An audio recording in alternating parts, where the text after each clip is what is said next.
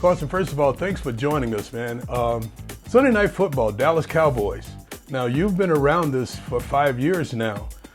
What's the big difference? You know, you've had the fans there to 68,000, now with just 6,000 maybe. What's the big difference? Yeah, I mean, you kind of just hit it on the head. It is the fans, and it's different. But this is one that we all love. We all cherish. We love playing Sunday Night Football first and foremost and being on national television. But anytime we play Dallas, it's a game you don't forget. It's a game, you know, the fans circle on their calendar every year, and we know that. So we know there's a little extra energy and passion invested into this one. And for us, it's a divisional rival, and it's always a big, meaningful game, and this one's no different. You know, regardless of the records, it's going to be a heavy-hitting, you know, fun ball game, and we're excited for it. In the past few games, you've gotten behind a little bit, but in the fourth quarter, just outstanding, coming back in the fourth quarter. What is it about those situations that seem to bring out the best in you guys, and you especially? Yeah, I think it's just, you know, we have our backs up against the wall in all these situations, and it's obviously not where we want to be. We'd love to have the lead and kind of grind it out, but it's the hand we're dealt, and, you know, I think we can do a better job earlier in games and making more plays, but at the end of the game, when our backs are against the wall, guys are just stepping up, rallying around each other, and believing. I think that's one of the biggest things. Also, you got 3 quarters to build off of, and okay, this is how the DBs are playing us, or this is their scheme. So you can kind of, you know, make adjustments on the fly, and I think we've done a good job of that and putting ourselves in situations to come back, to make plays, to either go up or to tie ball games, and we can do a better job earlier in games, so we don't have to rely on that so frequently. But it's been good to see from a lot of these guys. I know you've explained it in the past, but what is it about tempo that seems to work well for you?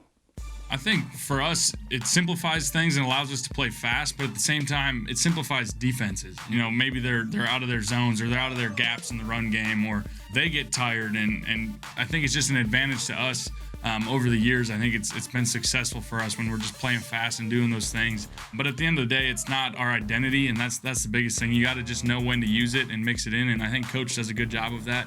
But I would say it's been pretty successful for us, for sure. Last few games, we've seen a little more running from Carson, whether it's the zone read or it's the RPO. You're being decisive and taking off and running. What is the value in that, and how does that stretch the defense? Yeah, I mean, I think anytime that stuff happens and defenses have to prepare for that on film, I think during the week it stresses them out because they got to prepare. That's another layer of something that they got to practice against and be ready for, but it helps our offense. You know, anytime they want to, you know, play coverage and spread out, you know, it gives us the ability to still convert in, you know, the 3rd and 3 from last game or certain situations. And it's not a big part of what we do. It's not something I'm going looking for, hey, coach, let me run the ball. But there's a time and a place for it. And sometimes these zone reads, it's just reading the guy. So, I mean, there's a 50-50 chance on a lot of these plays. And, you know, they're going to tackle our better runners. So sometimes I got to make a play, make something happen. Sometimes in the booth, Merrill Reese and I will go, no, yes, he did it again. And, you know, these plays that you make outside of structure, you seem to be comfortable there.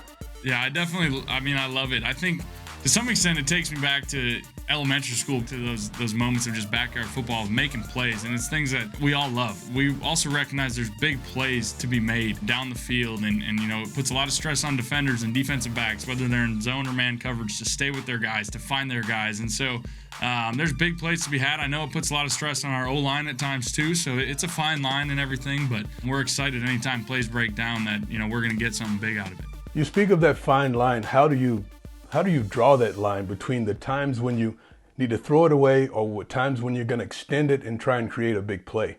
It's knowing situations. It's knowing, all right, it's 1st and 2nd down. You got another play up next. You know, maybe it's 3rd down. You can take a little more of a chance in those situations. And it's knowing field position. It's knowing the flow of the game. It's a lot of things. But at the end of the day, my instincts take over. And it's, like I said, it's going to be a fine line that I'm going to be towing and trying to walk for the duration of my career.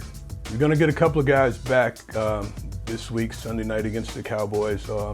JP possibly, Jalen Reagor. What do you feel about that, getting these guys back?